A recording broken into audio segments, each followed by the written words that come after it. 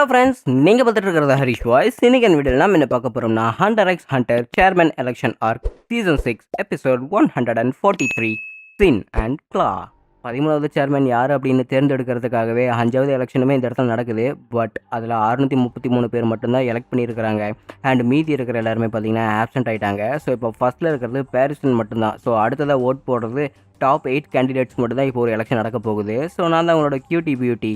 So நீங்கள் பாரிஸ்டனுக்கு ஓட்டு போட மறந்துடாதீங்க அப்படின்னு அவங்களோட தரப்பில் ஒரு பொண்ணு பேசிக்கிட்டு இருக்கும்போது பிஸ்கியுமே அதில் இருக்கிறாங்க. ஸோ நான் வந்து நெட்டரோட வழிமுறைகள் படி நான் நடக்க மாட்டேன். பட் இருந்தாலுமே அந்த கேமரா ஆண்ட் விபத்தில் நம்மள எல்லாருமே காப்பாற்றினது நெட்டரோ தானே. அதனால் அவர் முன்னாடியே வச்சுக்கிட்டு யார் இங்கே வராங்களோ கண்டிப்பாக அவங்களுக்கு மட்டும் ஓட்டு போடுங்க அப்படின்னு பிஸ்கி சொல்கிறாப்புல. இங்கே எதுவுமே பேசாமல் கரையாட்ட கொண்டுட்டு இருக்கிறாப்புல. அடுத்து ஸ்டாச்சுவுமே பார்த்தீங்கன்னா யார் நல்லது பண்ணுறாங்களோ அவங்களுக்கு மட்டும் ஓட்டு போடுங்க, தப்பான எலெக்ஷன் தேர்ந்தெடுத்து தப்பான ஆளை வந்து இப்படி முடிவெடுக்க வச்சிடாதீங்க அப்படின்னு அவன் சொல்கிறாப்புல. அதே சமயத்தில் இந்த நர்ஸ், அதாவது இவங்க இந்த அசோசியேஷனுக்கு டாக்டர் இருக்காங்களா, இவங்களுமே எனக்கு ஓட்டு போடுறதுக்கு நன்றி, பட் இதுக்கு மேலே என்னால் தாக்கு பிடிக்க முடியாது, எனக்கு ஓட்டு போடாதீங்க அப்படிங்கிறாங்க. ஸோ ஹண்டர் அசோசியேஷன்லேயே ரொம்ப மூத்தவங்க இந்த பாட்டி, இவங்களுமே எதுவும் பேசாமல் கம்மிட்டு இருக்கிறாங்களா. அவங்க ஒவ்வொருத்தருமே வாக்கு எப்படி எடுக்கிறது அப்படின்னு அவங்க ஒரு பேட்டி மாதிரி கொடுக்குறாங்க. ஸோ இப்படி ஒரு சீன் அசோசியேஷனில் போயிட்டு இருக்கும்போதே காட்டுப்பகுதிக்குள்ளே நம்ம இலுமையை கொள்றதுக்காக ஏகப்பட்ட ஹண்டர்ஸ் வந்திருப்பாங்களா, அவங்கள சமாளிக்கிற மாதிரி தான் நம்ம ஹிசோகா அங்கே இருக்கிற எல்லாரையுமே போட்டு தள்ளிட்டான். இலுமி, எனக்கு இந்த இடத்துல ஒரு மேப் கிடச்சிருக்குது, உன் தம்பி கிலோ பறந்துட்டு இருக்கிற ஏர்ஷிப் எந்த இடத்துல இறங்கும் அப்படின்னு தெளிவாக அதில் போட்டிருக்குது, நான் வேணா உனக்கு ஒரு ஃபோட்டோ காப்பி சென்ட் பண்ணிட்டா அப்படின்னு தன்னோட பவர் யூஸ் பண்ணி அந்த லொக்கேஷனை மாற்றி அமைச்சிக்கலான்னு இவன் பிளான் பண்ணிகிட்டு இருக்கிறான். ஒன்றும் தேவையில்லை, ஏன்னா இங்கே வந்துட்டு இருக்கிற சில ஆளுங்கிட்டையும் பைத்தியக்காரங்க மேப்பை என்கிட்ட தெளிவாக கொண்டு வந்துட்டானுங்க. அதனால் அந்த ஏர்ஷிப் எங்கே இறங்குது எனக்கு நல்லா தெளிவாக தெரியும் அப்படின்னு சொல்லிட்டு இருக்கிறாங்க. அப்படிங்க சுபானே காட்டுப்பகுதிகளை எப்படியாவது நம்ம கிலோவை ஃபாலோ பண்ணிக்கிட்டு இருக்கிறாங்க. ஏன்னா அவங்க 2 பேர்த்துக்கு எந்த ஒரு ஆபத்து வரக்கூடாது அப்படிங்கிறதுக்காகவே தன்னோட பேத்தியான அமனே அப்புறம் சுபானே 2 பேருமே சேர்ந்து நம்ம கிலோவை காப்பாற்றல அப்படின்னு ட்ரை பண்ணுறாங்க. ஆனால் நம்ம சுபானே மரத்த மேலே நின்று பார்க்கும்போது இவங்களை யாரோ கண்காணிக்கிற மாதிரியே இவங்களுக்கு ஃபீல் ஆகுது. இதுக்கு முன்னாடி இப்படி யாருமே கண்காணிக்கிற மாதிரி இவங்களுக்கு ஃபீலிங் வந்ததே கிடையாது. இவங்களாலேயே அது ஈஸியாக கண்டுபிடிச்சிட முடியும். பட் இந்த தடவை இவங்களால கண்டுபிடிக்க முடியாது. ரொம்ப கவலையாக இருக்குதா. நம்ம கிலுவா இந்த மேகமூட்டத்தை பயன்படுத்தி அவன் இதுக்குள்ளே போயிடுவான் தான் நினைக்கிறேன் அப்படின்னு கரெக்டாக அவங்க எக்ஸ்பெக்ட் பண்ணுறாங்க. எக்ஸ்பெக்ட் பண்ண அடுத்த செகண்டே கிலுவா அந்த வானத்துக்குள்ளேயே போயிட்டான். ஸோ அம்மா நீ லேட்டாக வந்துக்கிட்டு இருக்கிற, வா நம்ம டப்பு நீங்கள் அந்த இடத்துல பறந்து கிளம்பலாம் அப்படிங்கிறாங்க. ஸோ இந்த இடத்துல அமனே அவளோட காகுல்ஸ் எடுத்து போட்டதுக்கப்புறம் நம்ம சுபானே பார்த்தீங்கன்னா ஒரு ஃப்ளையிங் ஏர்க்ராஃப்டாக மாறிட்டா. ஸோ சுபானேயோட பவர் இது தான். ஸோ அவளோட பவர் வந்து ரைடர் சையே, அவள் என்ன ஆசைப்படுறாளோ அவள் தேவைப்படுற வெஹிக்கிளாக அவளால் மாற முடியும். பட் இருந்தாலுமே மற்றவங்களோட ஆறாவை பயன்படுத்தி தான் இந்த வெஹிக்கிளுமே ஓடும். ஸோ இவங்க 2 பேருமே சேர்ந்து நம்ம கிலோ வானத்தில் ஃபாலோ பண்ணிட்டு இருக்கிறாங்களா. ஸோ இப்போ இவங்களை யாருமே ஃபாலோ பண்ணாத மாதிரி தான் நம்ம சுபானேக்கு ஃபீல் ஆகுது. அப்படின்னா நம்மளை யாரோ கீழே ஃபாலோ பண்ணிட்டு இருந்துருக்காங்க அப்படின்னு இங்கே சுபானே சொல்லிக்கிட்டு இருக்கிறாளா. ஸோ இங்கே இருக்கிற ஹண்டர்ஸ் வந்து ஏகப்பட்ட பேர் செத்துருப்பாங்கல்ல. பட் அங்கே டேரெக்டாக அசோசியேஷன் ஹண்டர்ஸ் கிட்ட கான்டாக்ட் பண்ணுறதுக்காக ஒருத்தனை மட்டும் உயிரோட விட்டுட்டாங்க, நீடில் சொருகி விட்டுட்டு. ஏன்னா அவங்களுக்கு தப்பான இன்ஃபர்மேஷன் கொடுக்கறதுக்காக. இந்த இடத்துல எதுவுமே எல்லாமே நல்லா தான் போய்கிட்டு இருக்குது அப்படின்னு அந்த நீடில் சொருகி விட்டவங்க பேசும்போது இப்போ என்ன பண்ணுறது, அந்த இடத்துல எல்லாமே நல்லா தான் நடந்துகிட்டு இருக்குதாமா, டீம் என்கிட்ட இப்போ தான் ரிப்போர்ட் பண்ணாங்க அப்படின்னு இந்த இடத்துல டெரடைன்னு சொல்லிட்டு இருக்கிறாப்புல. ஆனால் நீங்கள் அதை நம்புறீங்களா? ஏன்னா அந்த இடத்துல நம்ம எதிர்த்து நிற்கிறது ஒரு சக்தி வாய்ந்தவனை, அவன் கரெக்டாக நீடில் பவரை பயன்படுத்துறதுன்னு தெரியுமில்ல, அப்படின்னா கண்டிப்பாக அங்கே இருக்கிற எல்லாருமே கொண்டிருப்போம் அப்படிங்கிறாங்க. இது ஒரு பெரிய ப்ராப்ளமாக இருக்க மாட்டேங்குது. இப்போ நம்ம என்ன பண்ணுறது, ஏன்னா இப்போ நம்ம அவங்கள கொண்டாதான் நமக்குமே கொஞ்சம் ஓட்டு சேரும் அப்படின்னு டெரடைன்னு சொல்லிட்டு இருக்கும்போது நீங்கள் எதுக்குமே கவலைப்படாதீங்க, இந்த இடத்துல நான் களத்தில் இறங்க வேண்டிய நேரம் வந்துருச்சுன்னு நினைக்கிறேன். செரின் லெஜெண்டரி குரூப்போட ஹெட் இறக்கிறதுக்கு நான் தகுதியானவை அப்படின்னு நிரூபிக்கிறதுக்காக இதுதான் எனக்கு சரியான தருணம் அப்படிங்கிறாங்க. ஆனால் நீங்கள் 2 பேருமே ஹண்டர்ஸ் இந்த இடத்துல டேரெக்டாக டிப்ளை பண்ணுறதுக்கு பதிலாக அசோசியேஷனில் இருக்கிற ஹண்டர்ஸை டிப்ளை பண்ணலாம்ல, அது உங்களுக்கு இன்னும் கொஞ்சம் ஹெல்ப்ஃபுல்லாக இருக்கும். அண்ட் அது மட்டும் இல்லாமல் ஏகப்பட்ட ஹண்டர்ஸ் இந்த இடத்துல ஆப்சன்டீஸ் ஆனாலுமே சரி நமக்கு ஓட்டிங் கன்ஃபார்மாக இந்த இடத்துல விழும், நீங்கள் அதை கொஞ்சம் யோசிச்சு பாருங்களேன் அப்படின்னு சொல்லிட்டு இந்த இடத்துல ஹைலாண்ட் சொல்லிட்டு இருக்கிறாப்புல. சரி அப்படின்னா நீ சொல்கிறது சரி, நீங்கள் அதை பார்த்துக்கங்க, நான் போய் அவனையும் சந்திச்சுக்கிறேன் அப்படின்னு புச்சிட்டு வரங்கிருந்து வெளியே போயிட்டானா. புச்சிட்டீரோ எதுவுமே பேசாமல் அவன் பாட்டுக்கு போயிட்டு இருக்கிறான். அவனுக்கு மூளை கிடையாது. பட் இருந்தாலுமே டெரடைன் ரொம்பவே நேர்மையானவர், அவர் சீட்டிங் பண்ணுறதுக்கு விரும்பல. அதனால தான் இவங்க ஹண்டர் அசோசியேஷனுக்கு கால் பண்ணுறாங்க. இது மட்டும் உண்மையாக நடந்துருச்சுன்னா ஹண்டர் அசோசியேஷனில் இருக்கிற எல்லா ஹண்டர்ஸுமே செத்துருவாங்க, அப்படின்னா ஓட்டிங் கரெக்டாக நடக்கும் அப்படின்னு ஹைலாண்டு ஒரு பிளான் பண்ணிக்கிட்டு இருக்கிறான். அண்ட் பாரிஸ்டன் கிட்டேயுமே டெரடைன் அவன் கால் பண்ணி கேட்கும்போது அஃப்கோர்ஸ் உங்களுக்கு எத்தனை ஹண்டர்ஸ் வேணாலும் எடுத்துக்கங்க, இங்கே இருக்கிற ஹண்டர்ஸ் கேங் மொத்தமாக உங்களுக்கு வேணுமா, எல்லாம் எவ்வளோ வேணாலும் எடுத்துக்கங்க, நீங்கள் ஹண்டர் அசோசியேஷனை நம்பி வந்தது எனக்கு ரொம்ப சந்தோஷமாக இருக்குது அப்படின்னு சொல்லிட்டு அவன் இருக்கிற எல்லா ஹண்டர்ஸுமே எடுத்துகிட்டு போக சொல்லிவிட்டு உனக்கு தேவைப்பட்ட ஹண்டர்ஸ் எடுத்துக்க அப்படின்னு. ஸோ இப்போ தான் பாரிஸ்னோட ஒரிஜினல் பிளானே தெரிய வருது. ஏன்னா ஏகப்பட்ட ஹண்டர்ஸ் எடுத்துட்டா இவனோட எலெக்ஷனில் இவன் ஜெயிக்கிறதுக்கு வாய்ப்பு இருக்குதுல்ல.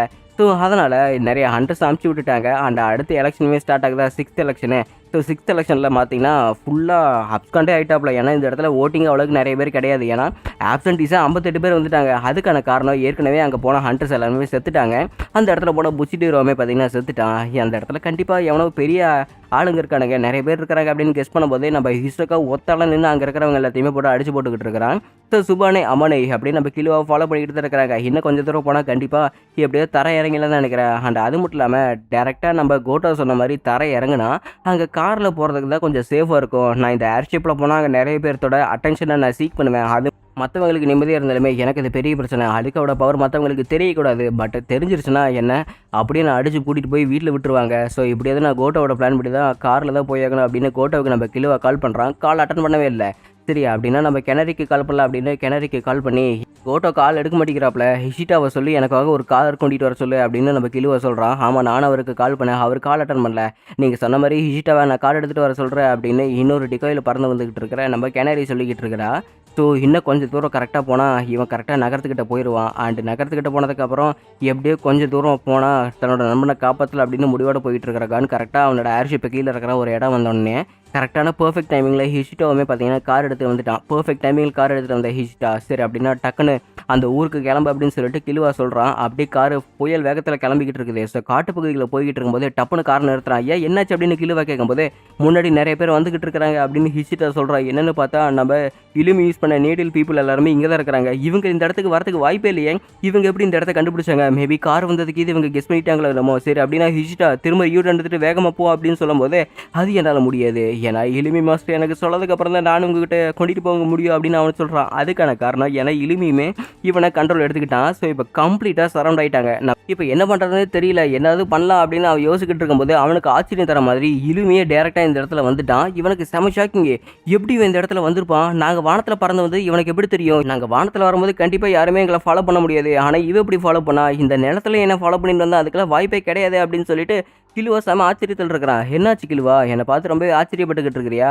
பைதவே நீ என்கிட்ட ஏதோ ஒரு விஷயத்த மறைக்கிற போல, அலுக்காவோட ரூலை பற்றி நீ என்கிட்ட மறைக்கிற அப்படின்னு சொல்லிட்டு கிளம்பி ஒரு பக்கம் கேட்டுக்கிட்டே இருக்கும்போது கிலோவுக்கு என்ன பண்ணுறதுனே தெரியல. ஏன்னா காருக்குள்ளே இருக்கிற ஹிஷிட்டாவை தள்ளி விட்டுட்டு அவன் காரில் ஏறி போகலாம், இல்லைனா அந்த ஏர்ஷிப்பில் ஏறி போகலாம். பட் இவன் தனியாக இருக்கும்போது அதை செய்ய முடியும். இப்போ தன்னோட தங்கச்சி அலுக்காவை இருக்கும்போது இவனால் எதுவுமே பண்ண முடியாது. நீ எப்படி எங்களை ஃபாலோ பண்ண அப்படின்னு கிலுவை இலிமிட்ட கேட்கும்போது அந்த கேள்விக்கு நான் பதில் சொன்னால் அழுக்கவை என் கையில் கொடுத்துட்றியா அப்படின்னு இலிமி சொல்லிக்கிட்டு இருக்கிறான். அதனால தான் நான் உங்கள்கிட்ட எதுவுமே சொல்ல மாட்டேன். சரி உனக்கு என்னதான் வேணும் அப்படின்னு கேட்கும்போது நீ அழுக்கா கிட்ட ஏதோ ஒரு ரூலை நீ என்கிட்ட மறைக்கிறேன்னு எனக்கு நல்லாவே தெரியுது. அப்படி பேசிக்கிட்டு இருக்கும்போது சுபானவே இங்கே வந்துட்டாங்க. ஏன்னா மனுஷருங்க எங்கள் மாஸ்டருக்கு இல்லவா. ஏன்னா இலிமி இந்த இடத்துல வந்ததுக்கு காரணம் கண்டிப்பாக அவங்க என்ன விஷயம் தான் பண்ணியிருப்பாங்க.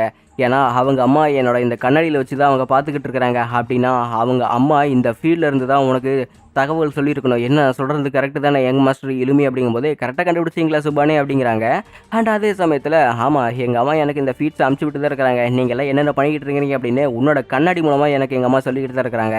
ஆக்சுவலி உன்னால் அந்த கண்ணாடி எடுக்க முடியாது, ஏன்னா எங்கள் அம்மா உனக்கு கொடுத்த ஆர்டர் அப்படித்தானே அப்படின்னு இலுமி சொல்லும்போது இவங்களுக்கு ஆச்சரியம் தர மாதிரி அழுக்க இருந்துக்கிட்டு ஆக்சுவலி சுபானே எனக்கு உங்களோட துண்டு வரல் நகத்தை தரீங்களா அப்படின்னு அவள் கேட்குறா. அஃப்கோர்ஸ் டியர், உனக்கு நான் இது கூட தரமாட்டேனா அப்படின்னு சொல்லிட்டு அவன் நகத்தை பிச்சு கொடுக்குறா பாருங்க. ஸோ அந்த நகத்தை நம்ம கிலோட்ட கொடுத்தோன்னே கிலோ அந்த நகத்தை கொடுத்துட்டானா அப்படின்னா சரி சுபானே எனக்கு உங்களோட மோதிர விரலோட நகை வேணும் கொடுக்குறீங்களா அப்படின்னு நம்ம அழுக்கா கேட்டுக்கிட்டே இருக்கிறா. கண்டிப்பாக சொல்லலாம், இதெல்லாம் ரொம்பவே ஈஸியான ஒரு விஷயம் தெரியுமா அப்படின்னு சொல்லிட்டு மறுபடியும் நகத்தை பிச்சு கொடுத்துட்டா. ஸோ இப்போது அந்த இடத்துல நானிக்கா வந்துட்டா. ஸோ நானிக்கா கிட்டேருந்து ஏதாவது ஒரு விஷயம் கேட்டுட்டு நீங்கள் இங்கேருந்து தப்பிச்சு போயிருங்க எங்கள் மாஸ்டர் கில்லுவா, நாங்கள் இவங்க எல்லாருமே பார்த்துக்குறோம், இதுக்கு மேலே இது எல்லாமே எங்களோட ஒரு முடிவு தான், நாங்கள் இது எல்லாமே பார்த்துக்குறோம் அப்படின்னு சுபானே சொல்லிக்கிட்டு இருக்கும்போதே அடேங்கப்பா நீ அந்த பொண்ணுக்கிட்ட விஷ் கேட்க போறியா? சரி கேட்குற வரைக்கும் கேட்டுக்க கிலுவா. பட் இருந்தாலுமே நீ உன்னோட நண்பனை காப்பாற்றுறதுக்காக யாரோ ஒருத்தங்களை சாக வைக்க போற, உன் சொந்த பிரதரை இல்லைன்னா அங்கே 2 பட்லரை சாக வைக்க போற. காரணம் உன் நண்பனை காப்பாற்றுறதுக்கு. என்ன சுயநலத்தான இது அப்படின்னு தன்னோட பிரதர் இலுமி பேசிக்கிட்டே இருக்கும்போது ஹிசோகா இதெல்லாமே மறந்து கேட்டுக்கிட்டு தான் இருக்கிறான்.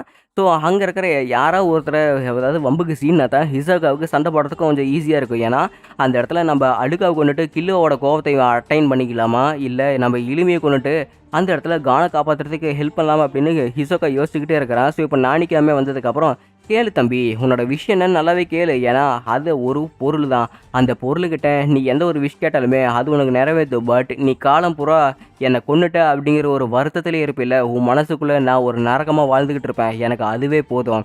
இப்போ நீ என்கிட்ட ஏதாவது ஒரு விஷ் கேளு. அந்த விஷ் கேட்டதுக்கப்புறம் கண்டிப்பாக நீ அவகிட்ட ஒரே ஒரு விஷ் தான் கேட்க முடியும். ஏன்னா ரூல் நம்பர் 5 படி ஒருத்தங்கிட்ட ஒரு விஷ் தான் கேட்க முடியும். அந்த ஆப்ஜெக்ட் கிட்ட நீ என்ன வேணும் கேட்டுக்க, அது ஒரு பொம்மை அப்படின்னு நம்ம அழுகா கிட்ட பேசிக்கிட்டே இருக்கிறான் பாருங்க. நம்ம கிலோவுக்கு அழுகுதான் வந்துகிட்டு இருக்குது. அவளை ஒரு மனுஷன் கூட மதிக்காமல் பொம்மைன்னு பேசிக்கிட்டு இருக்கிறாங்க. ஹிசோகாவுக்கு இப்போ நல்லா தெளிவாக புரிய வந்துருச்சா. ஸோ இப்போது அழுகா கொண்டதுக்கப்புறம் கிலோவிட்டு இருந்தால் அந்த கோபத்தை வாங்கினதுக்கப்புறம் அவங்களோட சண்டை போட்டுட்டு கில்லுவாவையும் கொண்டுட்டு இலுமி கூட சேர்ந்து சண்டை போடல அப்படின்னு நம்ம ஹிசோக்கா முடிவு எடுத்துக்கிட்டான். ஸோ இப்போ என்ன பண்ணுறதுன்னு தெரியாமல் அவன் பாட்டுக்கு சைலண்டாக இருக்கானா. இப்போ நானிகாவுமே பார்த்தீங்கன்னா நான் என்ன பண்ணுறது அப்படின்னு கேட்கும்போது, நானிகா நீ போய் அங்கே சுபானேயோட கை நகத்தை ஹீல் பண்ணு அப்படின்னு சொல்கிறான். இவங்களுக்கு செம ஷாக்கிங், என்னது இவங்களுக்கு செம ஆச்சரியமாக இருக்குது. அவன் நானிகாவோட பவரை பயன்படுத்தி இங்கேருந்து தப்பிக்க ட்ரை பண்ணுவான்னு பார்த்தா எதுக்காக என்னோட நகத்தை ஹீல் பண்ண வரீங்க அப்படின்னு சுபானே கேட்கும்போது, சுபானே இப்போ எதுவுமே பேசாதீங்க, கையை முதல்ல நீட்டுங்க அப்படின்னு சொல்லிட்டு கில்லுவா சொல்கிறான் ஒரு அரை மனசோட தான். ஆக்சுவலி நானிகா அப்படிங்கிற ஒரு ரொம்பவே நல்லது உங்களுக்கு ஃபஸ்ட்டு தெரியுமா. ஒரு காயத்தாவை குணமாக்கணும்னா அதை தொட்டு பத்து தான் இவளால் குணப்படுத்த முடியும். ஒரு காயத்தை சரி செய்யணும் அப்படின்னா இவன் நமக்காக எந்த ஒரு விலையுமே கேட்க மாட்டா. அதுதான் இவகிட்ட இருக்கிற ரொம்பவே நல்ல குணம். இவ எவ்வளவு நல்ல பொண்ணு தெரியுமா அப்படின்னு சொல்லிட்டு நானிகாட்ட சொல்லிக்கிட்டு இருக்கிறான். ஸோ ஹீல் பண்ணி முடிச்ச உடனே அவள் பார்த்தீங்கன்னா பிரதர் நான் அவங்கள ஹீல் பண்ணிட்டேன் அப்படின்னு சொல்லிட்டு அவர் ரொம்ப சந்தோஷப்பட்டு கட்டி பிடிக்கிறா பாருங்க. எப்போவுமே நானிகா மட்டும் தான் என்னை கில்லுவான்னு கூப்பிடுவா. ஸோ இவன் மற்றவங்களை ஹீல் பண்ணிட்டா அதுலேருந்து ரெக்கவர் ஆகிறதுக்கு கொஞ்சம் நேரம் தூங்குவா. இப்போ இவ தூங்குறதுக்கு சரியான தருணம் என்ன புரிஞ்சிருச்சா. மற்றவங்களை காயப்படுத்தி தான் இவ உயிர் வாழணும் அப்படின்னு எந்த ஒரு அவசியமும் கிடையாது. இவ ஹீல் பண்ணுறதுக்கு மற்றவங்களுக்கு எந்த ஒரு காயமும் கொடுக்க மாட்டான். அதை முதல்ல புரிஞ்சுக்குங்க. இதுக்கு மேலே அழுக்காக யாராவது ஒரு பொம்மை இல்லைனா உயிரற்ற பொருள் ஏதாவது சொன்னீங்கன்னா என் குடும்பத்தில் இருக்கிற யாராக இருந்தாலும் சரி, என் சொந்த அண்ணனாகவே இருந்தாலும் சரி, அவனை நான் கொல்லாமல் விடவே மாட்டேன் அப்படின்னு கீழே ரொம்ப கோபத்தில் இருக்கிறான். ஓ அப்படின்னு இதெல்லாம் வேறு விஷயமா, பரவாயில்ல அவன் மற்றவங்களை கொல்லாமல் ஹீல் பண்ணான்னா ரொம்ப பெரிய விஷயந்தான். அது எனக்கு ரொம்ப ஆச்சரியம் தர மாதிரி தான் இருக்குது. பட் இருந்தாலுமே நீ நல்லா யோசிச்சு பார்த்துக்க. நீ என்ன ஏதோ ஒரு விஷயத்த என்கிட்ட இருந்து மறைக்கிற. அழுக்காவோட சீக்ரெட் ரூலை நீ என்கிட்ட சொல்லாமல் இருந்தீங்கன்னா கண்டிப்பாக நான் அவளை கொண்டே விடுவோம் பாரு அப்படின்னு இந்த இடத்துல மிரட்டிட்டு அப்படி இழுமி விட்டுறான். அந்த காரணத்துக்காக நான் இன்னும் அந்த சீக்ரெட்டை உங்கள்கிட்ட சொல்லாமல் இருக்கிறேன். சொன்னால் நீ கண்டிப்பாக எப்படியும் எங்கள் 2 பேர்த்தையும் கொண்டு போட்டுருவேன் அப்படின்னு இங்கே கில்லுவா சொல்லிக்கிட்டு இருக்கிறான். கேங் மாஸ்டர் கில்லுவா உங்களுக்கு நான் ஒரு கார் கொண்டுட்டு வர இருங்க அப்படின்னு சொல்லிட்டு சுபானே கார் கொண்டுட்டு வர போயிட்டு இருக்கிறாங்க அமனையோட சேர்ந்து.